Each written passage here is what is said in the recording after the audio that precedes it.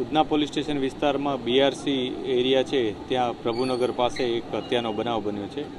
આ ઘટનામાં રવિ ગોપાલ પાત્રા એ મરણ જનાર વ્યક્તિ છે. એના સગા ભાઈ રઘુ પાત્રાએ એને કોયતાથી એના ઉપર વાર કરી અને હત્યા નિપજાવી છે.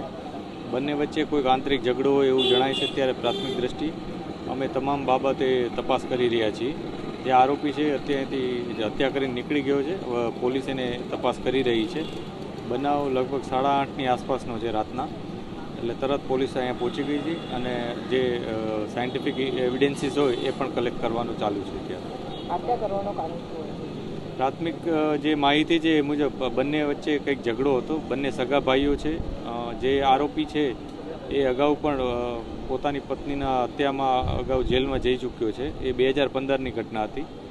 ત્યારબાદ અત્યારે એ પોતે એના સાથે જ પોતાના નાના ભાઈ સાથે જ રહેતો હતો અને કોઈ અંગત કારણોસર બંને વચ્ચે ઝઘડો થયો એવું જણાય છે.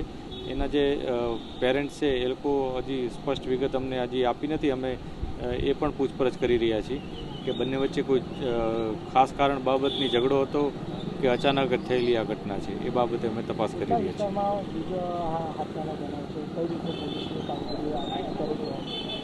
પોલીસ તમામ જગ્યાએ સારી પોતાની રીતના પૂરી મહેનત કરે છે.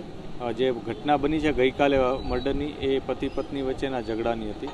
આજનો જે બનાવ છે એ બંને ભાઈઓનો પોતાનો ઝઘડો હતો. એકદમ વ્યક્તિગત પ્રકારની ઘટનાઓ બનાવોમાં આ પ્રકારની ઘટનાઓ બને છે. વ્યક્તિગત કારણો હોય છે. તેમ છતાં પોલીસ જે અમુક નિર્ધારિત પોઈન્ટ છે ત્યાં વાહન ચેકિંગ સતત કરતી હોય છે.